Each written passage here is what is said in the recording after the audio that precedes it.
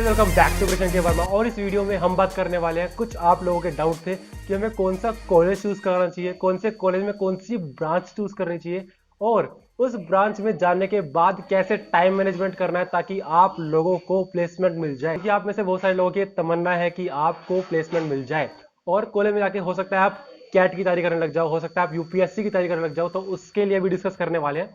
तो थोड़ी सी वीडियो बड़ी हो सकती है, तो स्टार्ट करते हैं वीडियो।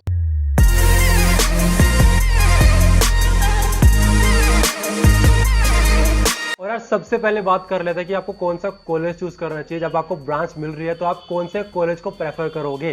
तो यार डिपेंड करता है कि आपको कौन सी ब्रांच मिल रही है। लाइक अगर आपको सीओई मिल रही है तो आप अनडाउटेडली एनएसयूटी में जा सकते हो क्योंकि एनएसयूटी में कोडिंग एनवायरनमेंट थोड़ा सा ज्यादा है। और अगर हम प्लेसमेंट वाइज देखें तो डीटीयू की सीओई और एनएसयूटी की सीओई थोड़ा बराबर ही है। प्लेसमेंट वाइज दोनों बराबर होती है, सारी कंपनी सेम आ रही होती है, तो इसमें कोई डिफरेंस नहीं होता है। आपको बहुत सारी अपॉर्चुनिटीज मिल रही होती है। सीओई में तो बहुत सारे बच्चे जो होते हैं वो प्लेस हो ही जाते हैं। डीटीयू में सीओई जो है आईटी सॉफ्टवेयर, इनमें तो बच्चे रहते ही नहीं है, मतलब अनप्लेस बच्चे बहुत कम रहते हैं। लेकिन हाँ, ये डिपेंड करता है कि बहुत सारे बच्चे होते हैं जो कि खुद बैकआउट कर लेते हैं, प्लेसमेंट में नहीं बैठते क्योंकि उनको कुछ और करना होता है। लाइक कुछ बच्चों का स्टार्टअप होता है, कुछ यूपीएससी की तैयारी में कुछ जाते हैं और कुछ एमबीए कर रहे होते हैं। तो अगर आपको और मैकेनिकल मिल रही है और सिविल मिल रही है तो आप डीटीयू में आ सकते हो। डीटीयू में अच्छी मैकेनिकल है, सिविल इंजीनियरिंग अच्छी है। और अगर आपको कोडिंग एनवायरनमेंट ज़्यादा चाहिए, मतलब कोडिंग में आपका बहुत ज़्यादा इंटरेस्ट है, तो आप एनएसयूटी में जा सकते हो क्योंकि एनएसयूटी में कोडिंग का एनवायरनमेंट अच्छा रहता है। राइट। अगर आपको कोई कॉलेज चूज करना है ना, तो आपको लिए आइडियल, तो आपके लिए अपना आइडियल कॉलेज क्या हो सकता है जिसमें आपको एंजॉयमेंट मिल जाए, कुछ सीखने को मिल जाए, कुछ नई स्किल्स मिल जाए और उसके बाद जब आप 4 साल बाद कॉलेज से निकलो तो आपके हाथ में कोई ना कोई जॉब हो। राइट। आप ऐसे नहीं होना चाहिए कि आप बेरोजगार पास आउट हो रहे हो। राइट। तो वो बढ़िया रहता है। राइट। और अगर ऐसा है कि आपको कुछ उखाड़ना है, कुछ बड़ा उखाड़ना है, राइट, तो आप उसके लिए क्या कर सकते हो, आप ना कॉलेज में ही रह के साइड हसल कर सकते हो। बहुत ज़्यादा टाइम मिल रहा होता है आपको। और एक बच्चे का डाउट था कि भैया टाइम मैनेजमेंट कैसे करेंगे। तो टाइम मैनेजमेंट काफ़ी ज़्यादा सिंपल होता है, काफ़ी ज़्यादा ईजी होता है। गवर्नमेंट कॉलेज में तो बहुत ज़्यादा टाइम मिल रहा होता है आपको। मैं बताऊँ कैसे मिल रहा होता है। एक पूरा महीना होता है, ठीक है। पूरे महीने में आपको सैटरडे संडे तो आपको ऑफ मिलता ही है। उसके बाद आपके जो 9 से 5 आवर्स होते हैं जिसमें आपकी क्लासेस होती हैं, उसमें सारी क्लासेस नहीं होती हैं। बहुत सारी क्लासेस होती हैं जो कि आपकी प्रोफेसर्स नहीं आते, कभी कभी कभी आपकी क्लास ही नहीं लगती है, कभी बच्चे नहीं आते तो प्रोफेसर खुद बोलते हैं कि आज मैं नहीं ले पाऊंगा क्लास। कभी मीटिंग होती है, कभी बहुत सारी चीज़ें होती है, मतलब आपको बहुत ज़्यादा टाइम मिल रहा होता है कॉलेज में। तो आप उस टाइम को यूटिलाइज कर सकते हो, लाइब्रेरी में जा सकते हो, पढ़ सकते हो। और आप में से बहुत सारे लोग हैं जो यूपीएससी की तैयारी करना चाहते हैं, राइट, यूपीएससी की और कैट की तैयारी करना चाहते हैं। तो बिलीव मी, डीटीयू की लाइब्रेरी में एमबीए की बुक्स हैं, जैसे यूपीएससी की बुक्स होती है ना, लक्ष्मीकांत, फिर आपकी बिपिन चंद्रा, और फिर एनवायरमेंट की शंकर आईएएस, और ऑप्शनल की भी कुछ बुक्स पढ़ी हुई हैं, एंथ्रोपोलॉजी की बुक्स मैंने देखी हैं। तो आप वो जाके देख सकते हो और उसका बेनिफिट उठा सकते हो। और लाइब्रेरी में तो ऐसा होता है कि आपको 15 दिन के लिए बुक मिलती है, ठीक है, तो उसको आप रिन्यू कर सकते हो 3 बार। तो 15 15 15, तो 45 दिन के लिए आपके पास बुक्स मिल जाती है। तो यार काफ़ी ज़्यादा, 1 महीने का टाइम मिलता है, आराम से बुक खत्म कर सकते हो, ठीक है। तो बहुत बड़ी चीज़ है ये। और आपको पता है बुक बैंक भी होता है, मतलब बुक बैंक में ऐसा होता है कि आप, देखो हमें पता नहीं था, हम फर्स्ट सेमेस्टर में गए थे ना, तो मुझे पता नहीं था बुक बैंक के बारे में बिल्कुल भी। तो वो मैंने अपॉर्चुनिटी मिस कर दी थी क्योंकि बुक बैंक में जो होता है आपको पूरे सेमेस्टर के लिए, यस, पूरे सेमेस्टर के लिए आपको बुक मिलती है। तो वो बुक आपके पास पड़ी रहती है पूरे सेमेस्टर, ठीक है। और बीच में वो वापस भी नहीं लेंगे, आपके पास ही रहेगी वो बुक। और यार लाइब्रेरी में तो अब नया रूल भी आया कि आप 5 बुक्स ले सकते हो, 5 बुक्स लाइब्रेरी की और 5 बुक्स बुक बैंक की, तो टोटली 10 बुक्स। तो इतनी कोई पढ़ता भी नहीं, ठीक है। मैं एक बार जो उसमें लेके आया था, 10 बुक लेके आया था और एक भी नहीं पढ़ पाया था, ठीक है। तो डिपेंड करता है कि आपको कौन सी बुक पसंद आ रही है, कौन सी। आपको नॉवेल्स भी मिलती है बहुत सारी। तो यार लाइब्रेरी तो बहुत सही है डीटीयू की, मेरे को तो बहुत लिटरली बहुत पसंद है। मैंने अपने 4 साल तो वहीं बिताए हैं, मतलब मोस्टली टाइम मैं करणप्रीत के साथ वहीं रहता था। और यार एक और बात की, अगर आपको कोडिंग में बहुत ज़्यादा इंटरेस्ट है ना, तो आपको लाइब्रेरी में बहुत सारे लोग मिल जाएंगे जो कि अपना लैपटॉप बैठ के कोडिंग कर रहे होते हैं। तो आप सीनियर्स के पास जाओ, उनको अप्रोच करो, बोलो कि मुझे आपको थोड़ी हेल्प चाहिए आपसे, मुझे सीखना है कि कोडिंग कैसे कर रहे हो, आप थोड़ा हेल्प कर सकते हो, तो वो आपको डेफिनेटली गाइड करेंगे। मैं आपको सही बताऊं, DTU और NSU में तो मेरा पर्सनल एक्सपीरियंस है, मैं दोनों कॉलेज में जा चुका हूँ, बहुत ज़्यादा टाइम स्पेंड किया मैंने दोनों में। तो बेसिकली यहाँ पे क्या होता है कि सीनियर्स होते हैं ना, वो काफी ज्यादा आपको हेल्प कर रहे होते हैं, आपको हर चीज में, लाइक अगर आपको करियर रिलेटेड कोई भी गाइडेंस चाहिए ना, तो they will be there to help you always. और रैगिंग की तो आप टेंशन मत लो, देखो रैगिंग तो बिल्कुल भी नहीं होती, मतलब अब तो बिल्कुल बंद हो चुकी है। हॉस्टल में भी बहुत रेयर होती है, बहुत रेयर चांस है कि कोई रैगिंग हो जाए, और होती है तो वो ब्यूटी बैठती है, फिर आपको पता ही है, थोड़ा सीन हो जाता है। और मुझे लगता नहीं है कि आप में से कोई भी अब वहां पे जाके सीनियर जब बनेगा तो कोई रैगिंग वाला करेगा, क्योंकि मोस्टली जो बच्चे हैं वो सारे करियर ओरिएंटेड लगे मुझे। और मुझे काफी सही लगा कि आप में से बहुत सारे लोग जो है वो अपने करियर के रिलेटेड काफी ज्यादा फोकस हैं। और तो यार अब बात कर रहे थे कॉलेज लाइफ की। तो यार कॉलेज लाइफ में आपको सिंपल बताऊं, 4 साल में आपको क्या होगा। फर्स्ट ईयर में तो आपको कुछ पता ही नहीं चल रहा होगा कि हो क्या रहा है, फर्स्ट ईयर तो बड़े प्यार से निकल जाएगा, आपको खुद कुछ समझ नहीं आ रहा होगा कि क्या हो रहा है। आप थोड़ा टाइम स्पेंड कर ही रहे होते हो कि मिड सेम आते हैं और फिर एंड सेम और फिर पहला सेमेस्टर खत्म, ठीक है। और सेकंड सेमेस्टर में आके थोड़ा होश आता है कि अच्छा ओके, सेकंड सेमेस्टर में आ चुके हैं, अब पढ़ना पड़ेगा, राइट। गलती से सीख सकते हो कि फर्स्ट सेमेस्टर में जाते ही आपको पहले तो आपको ये देखना है कि आपको साइड हसल क्या करनी है, क्योंकि आपको एक साइड हसल तो रखनी पड़ेगी, ठीक है। अगर साइड हसल रखोगे तभी बेनिफिट रहेगा आपको आगे फ्यूचर में, राइट।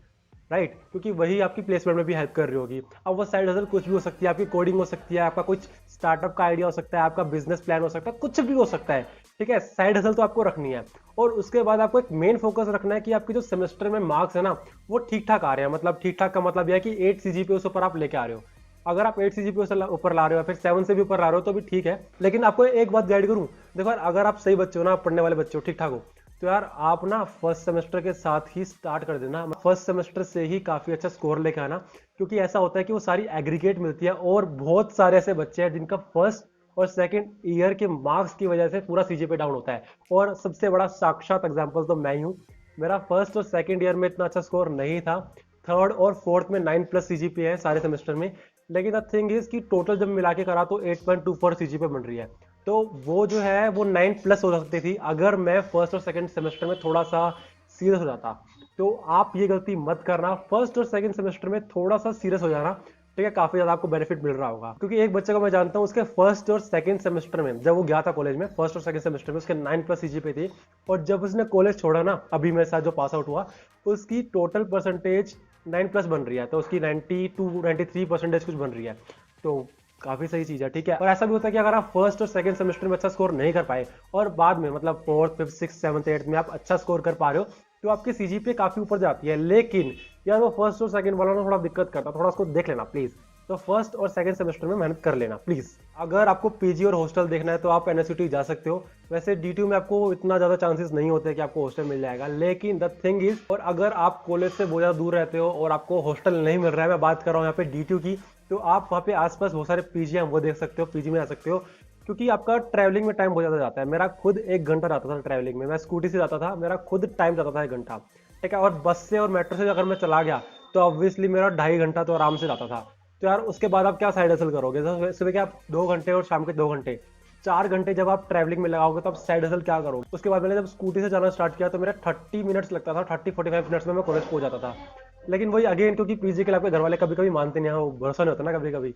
लेकिन ऐसी बात नहीं है, मेरे घर वालों को भरोसा तो था, लेकिन डिपेंड करता है कि आप क्या कर रहे हो। अगर आप घर पे कुछ रह के, अगर कुछ आप फाइनेंशियली घर पे हेल्प कर रहे हो, तो आपको PG लेने की जरूरत नहीं, क्योंकि देखो मेरे को 45 मिनट लगते थे कॉलेज आके, लेकिन मैं घर पे रह के फाइनेंशियली अपने घर वालों की हेल्प कर रहा था, ठीक है। तो इसलिए मेरे को PG लेना कुछ मेरे को पसंद नहीं आया, क्योंकि मुझे लगा कि मैं घर पे जाके जो कमा रहा हूँ, मैं वो वहाँ पे कॉलेज में रह के नहीं कमा पाऊंगा। तो it was beneficial for me. और यार अब बात कर लेते हैं उस टॉपिक के बारे में जो आपका फेवरेट है, प्लेसमेंट्स। तो यार देखो ऐसा होता है कि आपकी जो क्लास है ना, उसमें जो 2/3 लोग हैं वो तो प्लेस हो जाते हैं आराम से, बहुत प्यार से प्लेस होते हैं। और जो 1/3 लोग हैं वो भी बाद में थोड़ा सा प्लेस हो ही जाते हैं। बहुत कम ऐसा फ्रैक्शन रहता है DTU और NSUT में जो कि अनप्लेस रहता है। और ये ना डिपेंड करता है कि आपकी ब्रांच कौन सी है, पहली बात ऑब्वियसली इस पर डिपेंड करेगा। और अगर आपको कोडिंग जॉब में जाना है और आपकी कोडिंग ब्रांच है तो वो तो ऑब्वियसली आपको बेनिफिट करने वाला होगा। लेकिन अगर आपकी कोडिंग ब्रांच नहीं है तब भी आप कोडिंग जॉब ले सकते हो। वो डिपेंड करता है फिर आपकी स्किल्स पे, क्योंकि देखो ऐसा होता है, जो कंपनी आती है ना, वो देखती है ओके आपके पास ये सारी ब्रांचेस हैं, हम एक काम करते हैं इन सभी ब्रांचेस के लिए खोल देते हैं कंपनी को। और फिर हम अपना एप्टीट्यूड टेस्ट रखते हैं, और उसके बाद वो अपना टेक्निकल टेस्ट रखते हैं, उसमें आपका कोडिंग का टेस्ट होता है। उसके बाद फिर आपका इंटरव्यू हो सकता है, जीडी भी हो जाए बीच में, इंटरव्यू फिर टेक्निकल राउंड और फिर एचआर और फिर खत्म, आपकी प्लेसमेंट लग गई। तो ऐसा भी होता है, ठीक है। तो अब आपको क्या क्या क्राइटेरिया फॉलो करना होता है उसके लिए। तो सबसे पहले आपको ऑब्वियसली अपना सीजीपीए मेंटेन करके रखना, 7.5 से ऊपर रखना, ठीक है। कुछ रेयर कंपनी होती है इनके नखरे होते हैं, वो बोलते हैं 9+ सीजीपीए। हाँ कुछ कंपनी होती है, जैसे कि कुछ बहुत ज्यादा अच्छी कंपनी आई है तो वो बोलते हैं कि ओके हम तो 9+ सीजीपीए वाले बच्चों वाले। और कुछ कंपनीज होती है जो कि बोलती है अगर आपके 7.5 से ऊपर सीजीपीए है ना, तब भी आप बैठ सकते हो, कोई इशू नहीं है। और कुछ कंपनीज तो कट ऑफ रखती नहीं है कि हमारे पास 0 कट ऑफ है, और ये कंपनीज थोड़ी सी कम होती हैं। तो आप थोड़ा सेफ साइड में रहना, और आप ट्राई करना कि आपके 7 सेमेस्टर में प्लेसमेंट लग जाए। और ये मैं बहुत दूर की बात कर रहा हूँ यार, अब जो तुम कॉलेज में जाने वाले हो, राइट।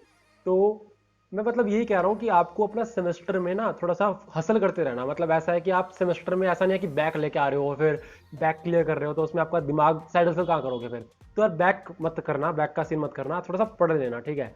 इतना कोई टफ नहीं होता, बहुत सिंपल। जो आपको क्लास में पढ़ाया जाता है ना, जो क्लास में आपको टीचर पढ़ा रहे हैं वही आपके एग्जाम में आ रहा होता है। तो आप उसको पढ़ के एग्जाम दे सकते हो और काफी अच्छा स्कोर भी ला सकते हो। यार एक बात बताऊं आपको, डीटीयू में ना 9+ सीजीपीए आना बहुत ज्यादा बड़ी बात नहीं है, बहुत आराम से 9+ सीजीपीए आ रही होती है। बस आपको मिड सेम में थोड़ा सा फोड़ना है, थोड़ा सा एंड सेम में इंटरनल आपके मार्क्स लग जाते हैं on the basis of your mid sem और क्या परफॉर्मेंस आपकी क्लास में, और 9+ सीजीपीए आ जाती है। तो बहुत सिंपल रहता है डीटीयू में, ऐसा कुछ नहीं होता। तो बहुत सिंपल रहता है डीटीयू में, इतना कुछ हार्ड नहीं होता। और जब आपका इंटरव्यूअर देखता है कि ओके आपकी 9+ सीजीपीए है, ओके, और आपने काफ़ी अच्छी सीजीपीए है, काफ़ी कुछ आता भी है, स्किल्स भी है, तो वो क्यों नहीं लेगा आपको, ठीक है। क्यों आपको जॉब प्रोवाइड नहीं करेंगे, राइट। तो I hope I am making some sense, right. यार सिंपल रखते हैं, आपको कुछ नहीं करना अभी। तो आपको बस ये फोकस करना है कि आपका एडमिशन अभी अच्छे से हो जाए। इसके बाद आपको सेमेस्टर में थोड़ा सा ध्यान दे लेना, ट्राई करना कि बैक ना आए। और बैक नहीं आ रही है और आपके 9+ सीजीपीए आ रही है, 8+ सीजीपीए भी आ रही है, तो और आप साइड हसल भी कर रहे हो और आपके पास प्रोजेक्ट्स भी है, इंटर्नशिप भी है, तो आपकी प्लेसमेंट क्यों नहीं लगेगी, राइट। आपकी प्लेसमेंट क्यों नहीं रखेगी, कौन रोकेगा आपके प्लेसमेंट को, राइट। तो इसके बारे में मैं एक डेडिकेटेड वीडियो बना दूंगा प्लेसमेंट रिलेटेड, लेकिन उससे पहले अभी आपको शायद फोकस करना चाहिए आपके एडमिशन पे। और 26 तारीख को आपका दोबारा रजिस्ट्रेशन स्टार्ट हो रहा है। मैं बार बार बोल रहा हूँ क्योंकि आप इसको मिस ना कर देना, क्योंकि बहुत सारे ऐसे बच्चे हैं जो कि फर्स्ट काउंसलिंग को मिस कर चुके हैं, तो सेकंड को मिस मत करना यार। अगर कोई डाउट हो तो आप टेलीग्राम पे जा सकते हो, टेलीग्राम पे चैनल को ज्वाइन कर सकते हो। यहाँ पे बहुत सारे बच्चे हैं जो कि आपस में डिस्कस करते रहते हैं, ठीक है, चैट होती रहती है यहाँ पे। और यहाँ पे कुछ डॉक्यूमेंट्स मैंने भेज रखे हैं, आप जाके देख सकते हो, और कैसे आपको फिल करना है, कैसे आपको प्रायोरिटी सेट करनी है, वो भी आप देख सकते हो। और तब तक के लिए will see you in the next video. Bye bye, take care, bye bye.